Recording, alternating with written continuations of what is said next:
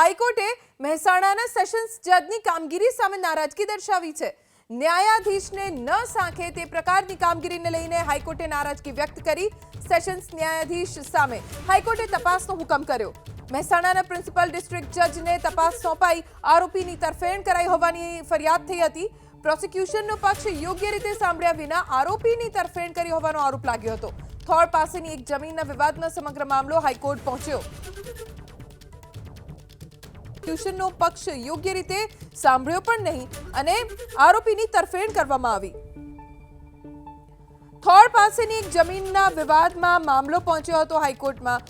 ન્યાયાધીશને ન સાંખે તે પ્રકારની કામગીરી કરવામાં આવી હોવાને લઈને હાઈકોર્ટે નારાજગી વ્યક્ત કરી છે અને સેશન્સ ન્યાયાધીશ સામે હાઈકોર્ટે મહેસાણાના પ્રિન્સિપલ ડિસ્ટ્રિક્ટ જજને તપાસનો હુકમ કર્યો છે। એટલે કે હવે પ્રિન્સિપલ ડિસ્ટ્રિક્ટ જજ આ સમગ્ર મામલે તપાસ કરશે અને રિપોર્ટ હાઈકોર્ટને સોંપશે।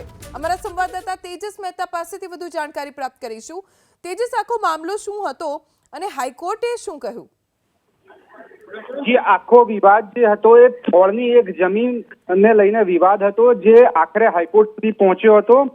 મુખ્યત્વે જે ફરિયાદીની ફરિયાદ હતી કે ખોટી રીતે તેમની જમીન છે તેના દસ્તાવેજો કરી નાખવામાં આવ્યા। તેમની પત્નીના પણ જે પુરાવાઓ છે તે ખોટી રીતે રજૂ કરી નાખવામાં આવ્યા અને જ્યારે જમીનનો કબજો લેવાની વાત આવી તેવા સંજોગોની અંદર આખો જે મામલો છે તે સ્થાનિક અદાલતમાં પહોંચ્યો હતો। આ બાબતે જે ફરિયાદ નોંધવામાં આવી તે ઘણા વર્ષો બાદ નોંધવામાં આવી હતી તે પ્રકારની પણ એક વાત સામે આવી હતી। આ સમગ્ર મુદ્દે જે રીતની પોલીસ તપાસ થઈ હતી અને ત્યારબાદ ઇન્વેસ્ટિગેશન બાદ જે આખો મામલો સેશન્સ કોર્ટ સુધી પહોંચ્યો હતો તેમાં સેશન્સ જજે ફરિયાદી અને પ્રોસિક્યુશનનો યોગ્ય પક્ષ સાંભળ્યા વગર આરોપીની તરફેણની અંદર અવલોકનો કર્યા હોય અને ફરિયાદીની વિરુદ્ધમાં અવલોકનો કર્યા હોય તે પ્રકારના એલિગેશન્સ કરવામાં આવ્યા હતા। સમગ્ર મામલાને કોર્ટે ગંભીરતાથી લીધો છે। હાઈકોર્ટે આ સમગ્ર મુદ્દે એક ન્યાયિક અધિકારીને એક ન્યાયાધીશને ન સાંખે તે પ્રકારની વર્તણૂક થઈ હોવાના જે એલિગેશન્સ છે તેની તપાસ જરૂરી હોવાનું નોંધ્યું છે। આ સમગ્ર મુદ્દે મહેસાણાના પ્રિન્સિપલ ડિસ્ટ્રિક્ટ જજને આ સમગ્ર મામલાની તપાસ સોંપી દેવામાં આવી છે અને તેનો રિપોર્ટ પણ રજૂ કરવા હાઈકોર્ટે આદેશ કર્યો છે। વેકેશન બાદ એટલે કે ઉઘડતી કોર્ટે હાઈકોર્ટમાં આ મામલો ફરીથી આવે ત્યારે પ્રિન્સિપલ ડિસ્ટ્રિક્ટ જજ આ સમગ્ર મામલે શું રિપોર્ટ રજૂ કરે છે અને ત્યારબાદ કોર્ટ શું હુકમ કરે છે તે મહત્વનું બની રહેશે। તેજસ, આપ જોડાયેલા રહેજો, વધુ જાણકારી આપની પાસેથી પ્રાપ્ત કરીશું।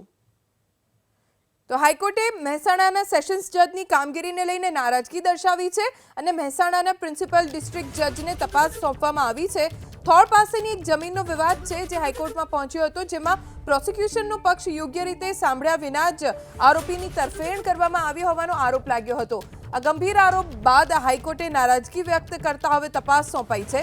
મહેસાણા પ્રિન્સિપલ ડિસ્ટ્રિક્ટ જજ આ સમગ્ર મામલે તપાસ કરશે અને રિપોર્ટ તૈયાર કરીને હાઈકોર્ટને મોકલશે। હાઈકોર્ટ એ રિપોર્ટના આધારે આગળ કાર્યવાહી કરશે।